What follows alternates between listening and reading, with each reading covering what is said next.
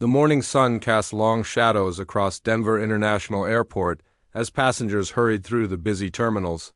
Flight 847 to Miami was scheduled to depart at 8:30 a.m., and the gate area buzzed with the usual mix of business travelers, families, and vacation-goers. Among them sat Marcus Williams, a 45-year-old construction supervisor from Colorado. Nursing his third cup of coffee and scrolling through emails on his phone, Marcus had been working double shifts for the past month to finish a major project downtown. The stress was getting to him, and his wife Sarah had insisted he take this long overdue vacation to visit her sister in Florida. He was exhausted, irritable, and dreading the 4-hour flight ahead. The coffee wasn't helping his nerves, but he needed something to keep him awake after only 3 hours of sleep, 2 rows behind Marcus in the gate area. 16-year-old Emma Rodriguez sat quietly reading a book. She was traveling alone for the first time, flying to Miami to spend the summer with her grandmother. Emma was nervous but excited about the adventure ahead. Her mother had given her detailed instructions about air travel, and she had arrived at the airport 2 hours early to make sure everything went smoothly. Emma wore a simple blue sweater and carried a worn backpack filled with books, snacks, and a small stuffed elephant her little brother had given her for good luck. She was a straight-A student, polite and well-mannered. The kind of teenager who always said please and thank you and helped elderly passengers with their luggage. The boarding announcement crackled through the speakers, and passengers began forming lines according to their zones. Marcus grabbed his carry-on bag with more force than necessary, his jaw clenched with frustration as he joined the priority boarding line. The project delays, the early morning departure, and his general exhaustion had put him in a foul mood that seemed to worsen with each passing minute. Emma waited patiently for her zone to be called, double-checking her boarding pass and making sure her phone was charged. She had promised her mother she would text as soon as she landed. As Zone 3 was announced, she gathered her belongings and joined the line. Clutching her boarding pass nervously, the aircraft was a Boeing 737 with 150 seats, arranged in a typical 3-to-3 configuration. Marcus had paid extra for an aisle seat in row 12, while Emma's assigned seat was 14B, a middle seat 2 rows behind him. As passengers filed onto the plane, the usual chaos of overhead bin space and seat confusion began to unfold. Marcus settled into his seat and immediately pulled out his laptop, hoping to get some work done during the flight. The Wi-Fi on this particular aircraft wasn't working properly, which only added to his growing frustration. He watched other passengers struggle with their luggage above him. Muttering under his breath about the inefficiency of air travel, Emma found her row and discovered that both her seat neighbors were already settled in. On her left sat Mrs. Peterson, an elderly woman traveling to see her new grandchild, and on her right was David Chun, a college student heading home for summer break. Both seemed friendly, and Emma felt more relaxed as she stowed her backpack under the seat in front of her. The flight attendants began their safety demonstration as the plane prepared for departure. Marcus ignored the presentation, having heard it hundreds of times before, while Emma paid careful attention, following along with the safety card. She had never been particularly afraid of flying, but she wanted to be prepared for anything. As the aircraft taxied toward the runway, Marcus noticed that the air conditioning seemed inadequate. The plane felt stuffy and warm, adding to his discomfort. He flagged down a flight attendant and complained about the temperature, speaking more harshly than necessary. The attendant politely explained that the air would improve once they reached cruising altitude. The takeoff went smoothly, and within minutes they were climbing through the clouds above Colorado. Emma pressed her face to the small window, marveling at how the mountains grew smaller beneath them. She had never seen her home state from this perspective, and despite her nerves, she felt a thrill of excitement about the journey ahead. About 30 minutes into the flight, the beverage service began. Marcus ordered a bourbon and ginger ale, hoping the alcohol might help him relax. The flight attendant, Janet Morrison, noticed his agitated demeanor and made a mental note to keep an eye on him. With 15 years of experience, she had learned to spot potentially problematic passengers. Early in the flight, Emma requested apple, juice and chatted quietly with Mrs. Peterson about her grandmother in Miami. The elderly woman shared stories about her own granddaughter and offered Emma some homemade cookies she had packed for the trip. The simple kindness helped ease Emma's anxiety about traveling alone. As the plane reached cruising altitude, Marcus attempted to recline his seat but found that it was malfunctioning. The seat would only go back about halfway before getting stuck. He called for the flight attendant, his voice louder and more demanding than before. Janet apologized and explained that the maintenance crew would need to fix it during the next layover, but there was nothing she could do during the flight. This mechanical problem seemed to be the final straw for Marcus. His exhaustion, work stress, and now the uncomfortable seat had pushed his patience to its breaking limit. He began muttering angrily about the airline's poor service and incompetent staff, loud enough for surrounding passengers to hear. Emma and her seat neighbors couldn't help but overhear Marcus's complaints. Mrs. Peterson shook her head sympathetically, while David put on his headphones to block out the negativity. Emma felt uncomfortable with the hostile energy emanating from a few rows ahead, but tried to focus on her book. An hour into the flight, Emma needed to use the restroom. She politely asked David to let her out of their row and made her way carefully down the narrow aisle. The plane was experiencing some light turbulence, and she had to steady herself against the seat backs as she walked. As Emma passed Marcus's row, the aircraft hit a small pocket of turbulence that caused her to stumble slightly. She reached out to steady herself and accidentally bumped against Marcus's shoulder. It was a gentle contact, barely noticeable, and she immediately turned to apologize. "I'm so sorry, sir," Emma said politely, her voice sincere and apologetic. "The plane moved and I lost my balance for a second." Marcus had been dozing fitfully when he felt the contact. In his exhausted and agitated state, the simple bump felt like an assault. He jerked awake, confused and angry, and saw Emma standing beside his seat. Without thinking clearly, without considering that she was just a teenager, without remembering that he was on a public aircraft with 150 witnesses, Marcus reacted with shocking violence. His right hand shot out in a vicious backhand slap that caught Emma across her left cheek with a loud crack that echoed through the cabin. The force of the blow was so unexpected and powerful that it sent the 16-year-old girl stumbling backward into the opposite row of seats. The entire cabin fell into stunned silence. Emma's hand flew to her cheek, which was already turning red from the impact. Tears sprang to her eyes, not just from the physical pain but from the shock and humiliation of being struck by a complete stranger. She had never been hit by anyone in her life, not even her own parents. "Don't you touch me again, you little brat!" Marcus shouted, his voice carrying throughout the plane. "Watch where you're going." The passengers around them sat in horrified silence, unable to process what they had just witnessed. Mrs. Peterson gasped audibly and reached toward Emma, while David immediately stood up to help the shaken teenager. Other passengers began pulling out their phones to record what was happening. Janet Morrison, the flight attendant, had been in the galley preparing snacks when she heard the commotion. She rushed down the aisle to find Emma crying and holding her cheek, with Marcus glaring angrily at her from his seat. The situation was unlike anything she had encountered in her 15 years of flying. "Sir, what happened here?" Janet asked firmly, positioning herself between Marcus and Emma. "That kid assaulted me," Marcus replied, his voice still loud and aggressive. "She grabbed me while I was sleeping. I was defending myself." "That's not what happened," said Mrs. Peterson, her voice shaking with indignation. "This young lady barely touched you when the plane bounced. She was apologizing when you hit her." Several other passengers began speaking up, confirming Mrs. Peterson's account of events.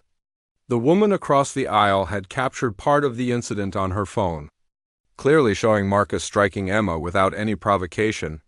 Janet helped Emma back to her seat, where Mrs. Peterson wrapped a protective arm around the traumatized teenager. The flight attendant's training kicked in as she assessed the situation. An adult passenger had physically assaulted a minor, and she needed to take immediate action to ensure everyone's safety.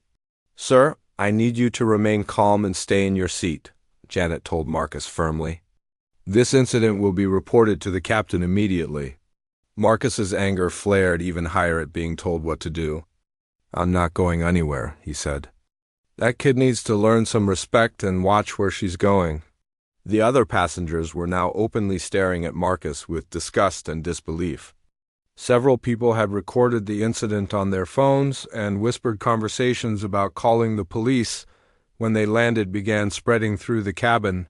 David Chun, the college student, had Miami International Airport's Terminal B was bustling with typical afternoon activity when Flight 847 touched down at Gate B12. However, this arrival was far from typical. FBI agent Maria Gonzalez and Detective James Wright from the Miami-Dade Police Department were waiting with a team of federal marshals, all coordinated by the unprecedented intervention from FAA Administrator Patricia Chun. As the aircraft taxied to the gate, passengers could see through the windows that law enforcement vehicles surrounded their arrival area. The sight sent a clear message about the seriousness with which authorities were treating the assault that had occurred during their flight. Captain Rodriguez's voice came over the intercom one final time. "Ladies and gentlemen, we have arrived at Miami International Airport. Please remain seated while federal agents board the aircraft to handle the incident that occurred during our flight. We appreciate your patience and cooperation during this process." The cabin remained unusually quiet as passengers waited. Emma Rodriguez sat with Mrs. Peterson, who had asked if she could accompany the teenager until her family arrived. David Chun recorded the scene with his phone, documenting what would become one of the most viewed aviation incident videos in social media history. Marcus Williams sat frozen in his seat, watching through his window as FBI agents prepared to board the plane. The bourbon-fueled anger that had led to his assault on Emma had been replaced by a growing sense of dread about his immediate future. The aircraft door opened, and Agent Gonzalez stepped aboard, followed by Detective Wright and two federal marshals. Janet Morrison met them at the entrance and quickly briefed them on the location of both the victim and the perpetrator. "Mr. Marcus Williams," Agent Gonzalez announced in a clear, authoritative voice that carried throughout the cabin, "please remain seated with your hands visible. You are under arrest for assault on a commercial aircraft, a federal crime." The passengers watched in complete silence as the federal agents approached Marcus's seat. His face was pale, and his hands shook as he realized that the moment he had been dreading for the past hour had finally arrived. "Mr. Williams, you have the right to remain silent," Agent Gonzalez began as Detective Wright placed handcuffs on the construction supervisor. "Anything you say can and will be used against you in a court of law. You have the right to an attorney. If you cannot afford an attorney, one will be provided for you." As Marcus was being arrested, a victim advocate from the Miami-Dade County Attorney's Office boarded the plane to speak with Emma. Sarah Martinez had been specifically requested by Administrator Chun to ensure that the teenage victim received immediate support and assistance. "Emma," Sarah said gently, sitting beside the still-shaken teenager, "I'm here to help you through this process. What happened to you was serious, and we're going to make sure you have all the support you need." Mrs. Peterson squeezed Emma's hand encouragingly as the victim advocate explained what would happen next. Emma's grandmother had been notified and was already on her way to the airport, along with Emma's parents who were catching the next flight from Denver. The passengers watched as Marcus was escorted off the plane in handcuffs, flanked by federal agents. Several travelers recorded the perp walk with their phones, and these videos would later be shared millions of times across social media platforms. "This is unbelievable," whispered one passenger to another. "I've never seen anything like this response to an airline incident." As the law enforcement team removed Marcus from the aircraft, Agent Gonzalez addressed the remaining passengers. "Ladies and gentlemen, thank you for your cooperation during this federal investigation. Several of you witnessed the assault and recorded evidence that will be crucial to this case. We have victim advocates available if anyone needs assistance processing what you experienced today." David Chun and several other passengers provided their contact information to investigators and shared their recorded videos of the incident. The woman who had captured Marcus striking Emma handed over her phone so agents could immediately secure the evidence. Emma was gently escorted off the plane by the victim advocate, with Mrs. Peterson staying close beside her. The elderly woman had asked airport security to help her change her connecting flight so she could remain with Emma until her family arrived. In the airport terminal, news crews were already setting up their equipment. Word had spread quickly about the FAA administrator's unprecedented intervention in Flight 847, and reporters were eager to learn more about this extraordinary story. Administrator Patricia Chun had arrived in Miami on a government aircraft and was personally overseeing the response to the incident. Her presence at the airport was unprecedented and demonstrated the serious commitment the federal government was making to addressing violence in commercial aviation. This case represents a turning point in how we handle passenger misconduct, Administrator Chun told the gathered media. Violence against any passenger, especially a minor, will be met with the full force of federal law enforcement. The days of treating airline assaults as minor disturbances are over.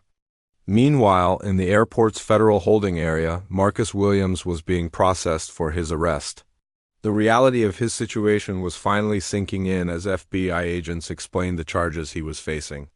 "Mr. Williams," Agent Gonzalez explained, during the initial interview, "you're being charged under Federal Statute 49 U.S.C. 46504, which makes it a crime to assault a passenger on a commercial aircraft.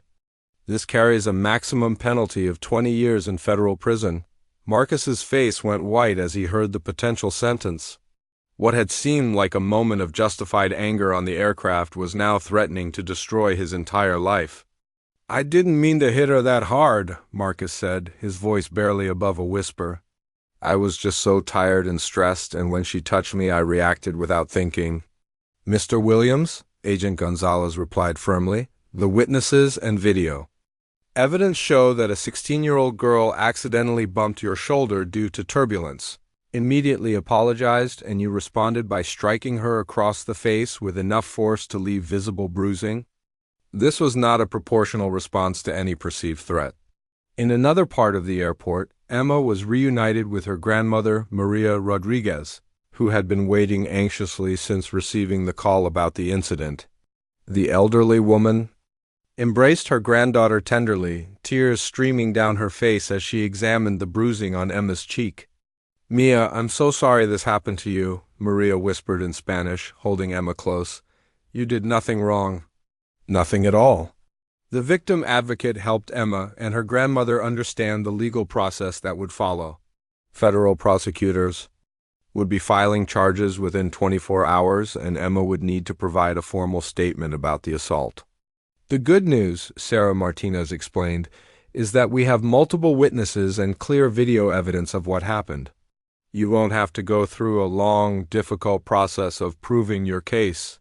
Administrator Chun personally met with Emma and her grandmother to ensure they understood that the federal government was taking the assault seriously.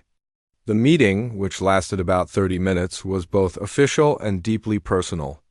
"Emma," the administrator said, "what happened to you today was wrong, and I want you to know that we're going to do everything possible to make sure it never happens to another young person flying in our airspace."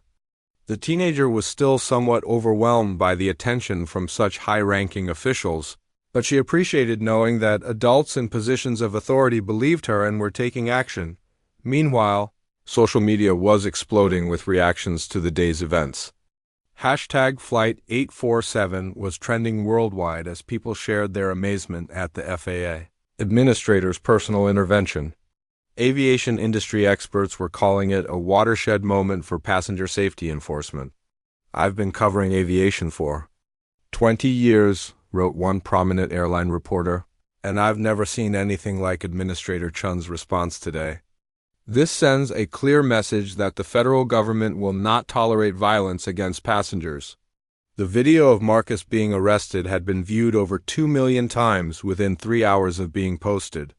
Comments ranged from praise for the swift law enforcement response to discussions about air travel safety and passenger behavior. Back at the federal courthouse in Miami, prosecutors were already preparing their case against Marcus Williams. The evidence was overwhelming: multiple witnesses, clear video footage, and the defendant's own statements admitting to striking the victim. "This is going to be a straightforward prosecution," said Assistant U.S. Attorney Jennifer Walsh. "We have everything we need to secure a conviction on federal assault charges." Marcus's court-appointed attorney, public defender Robert Kim, reviewed the evidence against his client and realized that the case was nearly impossible to defend. The video clearly showed Marcus striking Emma without any justification, and the witnesses all told the same story. "Mr. Williams," Attorney Kim explained during their first meeting, "the evidence against you is very strong. We need to consider a plea agreement that acknowledges your responsibility while trying to minimize the potential sentence." Marcus sat in his jail cell that evening, contemplating how drastically his life had changed in just one day. He had boarded Flight 847 as a free man heading 30,000 feet above the Kansas plains, the Federal Aviation Administration's Operations Center in Washington, D.C. was monitoring hundreds of flights across American airspace. The massive facility, with its wall of screens and dozens of controllers, handled everything from routine traffic management to emergency situations. At Console 14 sat Rebecca Martinez, a veteran air traffic supervisor with 20 years of experience. She had seen everything from medical emergencies to hijacking attempts, but something about the priority message flashing on her screen caught her immediate attention. "Aircraft assault in progress. Flight 847, Denver to Miami," the message read. "Adult male passenger struck minor female passenger, requesting immediate law enforcement coordination and possible emergency landing authorization." Rebecca quickly pulled up the flight details on her screen. Flight 847 was currently over Kansas, with about 90 minutes remaining to Miami. She could see the aircraft's exact position, altitude, and speed.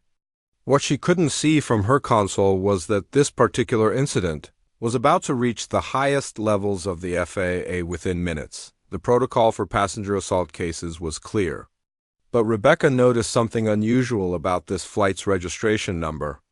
She cross-referenced it with her database and discovered that Flight 847 was part of a new pilot program for enhanced monitoring. This meant that all communications from this aircraft were being recorded and could be reviewed in real time by senior officials, 3 floors above Rebecca's workstation.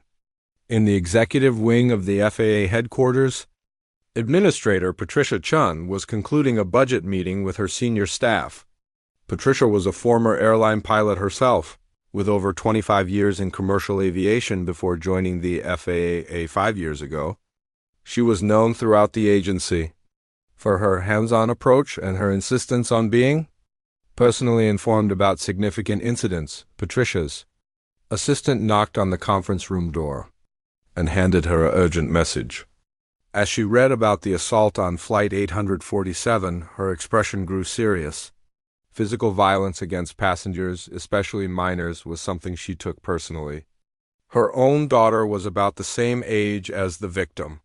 "I need to see the communication logs from Flight 847 immediately," Patricia told her assistant. "And get me the Southwest Regional Director on the line." Within minutes, Patricia was listening to the recorded radio communications between Flight 847's captain and air traffic control. The captain's voice was professional but tense as he described the situation in the cabin. Patricia could hear the stress and concern as he reported that an adult male passenger had struck a teenage girl without provocation. What happened next was unprecedented in FAA history. Instead of following standard protocol and allowing the incident to be handled through normal channels, Administrator Chun made a decision that would shock everyone involved. "Get me a direct radio link to Flight 847, she told the communications supervisor. "I'm going to speak with the captain personally." The communications team quickly established the connection. Captain Rodriguez was surprised to hear that the FAA administrator herself wanted to speak with him. In his 15 years of flying commercial aircraft, he had never received a direct call from Washington during a flight. "Captain Rodriguez, this is Administrator Patricia Chun calling from FAA headquarters," came the clear voice through his headset. "I've been briefed on the assault incident in your cabin. Can you give me your current assessment of the situation?" Captain Rodriguez was stunned. He had expected to deal with this through normal channels after landing, but having the head of the FAA personally involved changed everything. He quickly updated the administrator on Emma's condition, Marcus's behavior, and the mood in the cabin. Administrator: "The passenger who committed the assault shows no remorse," Captain Rodriguez reported. "He's claiming self-defense, but multiple witnesses and video evidence contradict his story. The victim is a minor, and she's clearly traumatized by the attack." Patricia Chun felt her anger rising as she listened to the details. As both an administrator and a mother, she found the situation unacceptable. She made another decision that would surprise everyone on Flight 847. "Captain, I want you to patch me through to the cabin address system," she said. "I'm going to speak directly to your passengers." Captain Rodriguez had never heard of such a thing, but he wasn't about to question the administrator. He quickly configured the aircraft's communication system to allow the FAA administrator to speak directly to the passengers and crew back in the cabin. Janet Morrison was still dealing with the aftermath of the assault. Emma was sitting quietly with Mrs. Peterson, her cheek now showing clear signs of bruising. Marcus remained in his seat, occasionally muttering complaints about the situation. The other passengers were restless and angry, with several demanding that the plane make an emergency landing so the assault could be properly addressed. Janet's radio crackled with an unusual message from the cockpit. "All flight attendants, please prepare the cabin for a special announcement from FAA headquarters. This is not a drill." The passengers looked around confused as Janet and the other flight attendants took their positions. The cabin fell silent as the aircraft's public address system activated with an official tone that was clearly different from the usual airline announcements. "Ladies and gentlemen, this is Administrator Patricia Chun speaking to you from the Federal Aviation Administration headquarters in Washington, D.C. The cabin erupted in surprised murmurs. Passengers looked at each other in disbelief. Nobody had ever heard of the FAA administrator personally addressing passengers during a flight. "I am calling you directly because I have been informed of a serious assault that occurred in your cabin approximately 30 minutes ago. An adult passenger physically struck a minor passenger without justification, and this is completely unacceptable behavior that will not be tolerated in American airspace." Marcus suddenly sat up straighter in his seat, his face growing pale as he realized that his moment of violence had somehow reached the highest levels of the federal government. "To the young woman who was assaulted," Administrator Chun continued, her voice warm and supportive, "please know that the full resources of the Federal Aviation Administration are behind you. What happened to you was wrong, and the person responsible will face serious consequences." Emma looked up in amazement, tears still in her eyes. She couldn't believe that someone so important was speaking directly to her, acknowledging what had happened and promising justice. "To the passengers who witnessed this incident," the administrator continued, "thank you for your support and documentation of what occurred. Your assistance is helping us ensure that justice is served." The passengers began looking around at each other, some nodding in approval at the unprecedented response from Washington. "And to the individual who committed this assault," Administrator Chun's voice became stern and official, "you should know that federal authorities are already coordinating your arrest upon landing. Assaulting a passenger on a commercial aircraft is a federal crime that carries serious penalties, including potential prison time." Marcus felt his stomach drop as the reality of his situation began to sink in. What had seemed like a moment of justified anger was now being treated as a federal crime by the highest aviation authority in the country. "Captain Rodriguez," the administrator continued, "you have full authority to take any measures necessary to ensure the safety and security of your passengers for the remainder of this flight. If the perpetrator causes any further disturbance, you are authorized to restrain him and make an emergency landing at the nearest airport." The captain acknowledged the administrator's instructions over the intercom, and passengers could hear the determination in his voice. The entire dynamic in the cabin had shifted dramatically. "Ladies and gentlemen," Administrator Chun concluded, "I apologize that your flight has been disrupted by this inexcusable behavior. The FAA is committed to ensuring that air travel remains safe and respectful for everyone. Thank you for your patience and cooperation." As the announcement ended, the cabin remained silent for several moments as passengers processed what had just happened. Then, spontaneously, several passengers began applauding. The applause grew until most of the cabin was clapping, not just for the administrator's response, but for the support shown to Emma. Mrs. Peterson hugged Emma tightly as the teenager cried with relief. For the first time since the assault, she felt like someone in authority truly understood what had happened to her and was taking action to make it right. David Chun pulled out his phone and began recording a video message. "This is incredible," he said quietly to his followers on social media. "The head of the FAA just personally called our flight to address a passenger assault. I've never seen anything like this." Meanwhile, Marcus sat in stunned silence, finally beginning to understand the magnitude of what he had done. The bourbon he had consumed earlier was wearing off, and the reality of facing federal charges was making him sick to his stomach. He looked around the cabin and saw nothing but hostile stares from his fellow passengers. Janet Morrison approached Marcus's seat with two male passengers who had volunteered to assist if needed. "Sir," she said firmly, "I need you to understand that any further disruption from you will result